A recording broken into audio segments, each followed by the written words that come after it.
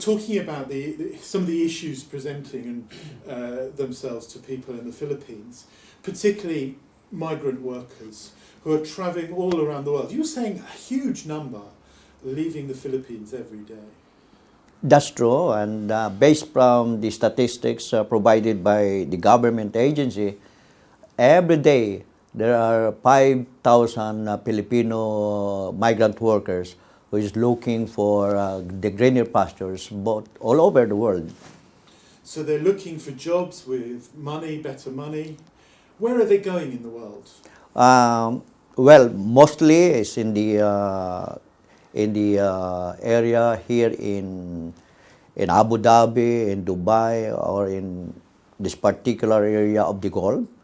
And one of my true experience is my daughter, who has not find a single job in the Philippines, so she thought of joining her husband to look for a job in Abu Dhabi. She has children? Yes,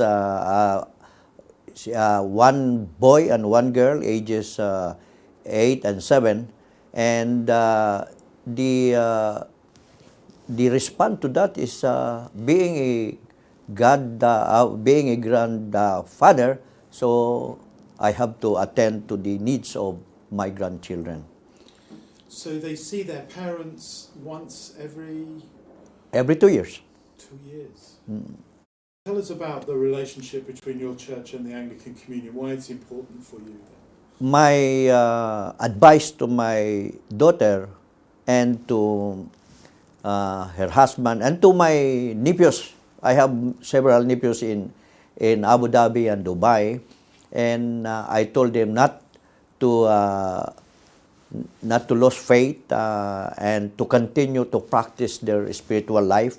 And since there is no IFI church in these particular countries, I asked them to look for the Anglican Church, so that and introduce themselves that I am from the Iglesia Filipina Independiente. And these connections is a very important connections because of the communion that has been ongoing between the Church of England, the IFI, and that makes a blessing to those who would like to practice their faith even outside the country. And as a church, you are also standing for justice. So what does this mean for you as a church? What does the globalization, what does it all mean for you as a church? What are you doing? The Iglesia Filipina Independiente is a very strong advocate of social justice.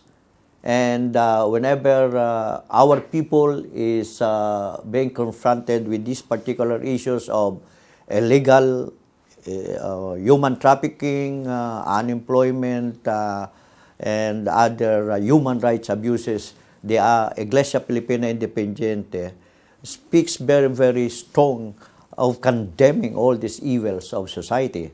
As a matter of fact, one of the problems that confronts the church, my church, is that when we are a very strong advocates of these social issues, particularly on human rights violations, and we participate on condemning some projects or issues like illegal logging, illegal mining, and other social evils, we are being branded as enemy of the states.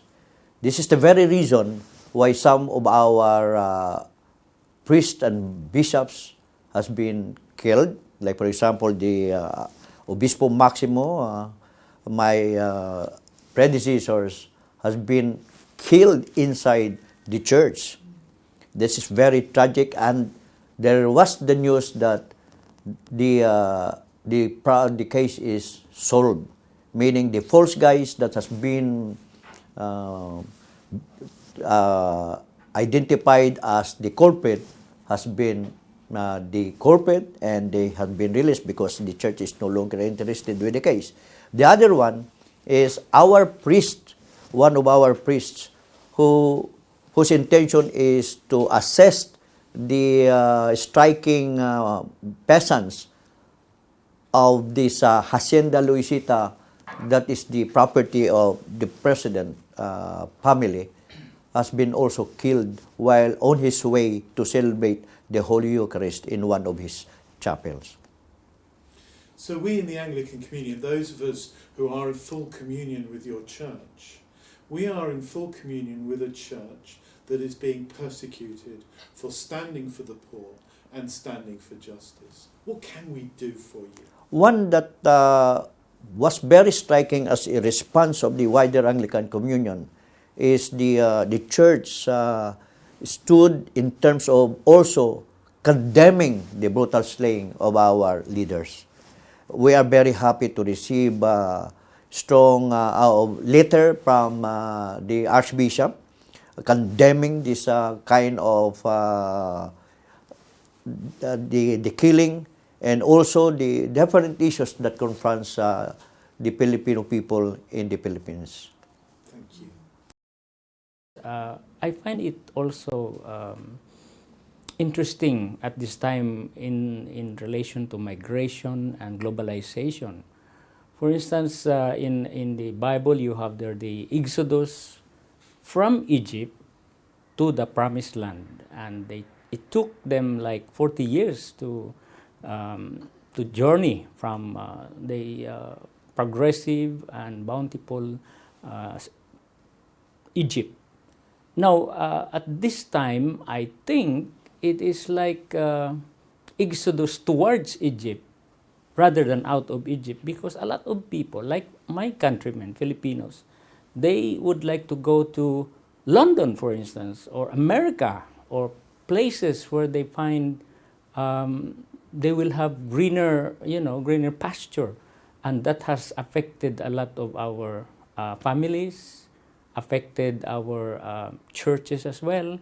And so the chaplaincy program that was explained by the Archbishop, and a lot of our efforts are also towards migration, migrant workers, not only the nannies that are coming to London, for instance, or to Hong Kong, but also our seafarers who are around the world. They are also in need of our pastoral care because families are left behind. In fact, the conversation about seafarers' families is ongoing with the mission seafarers here in London.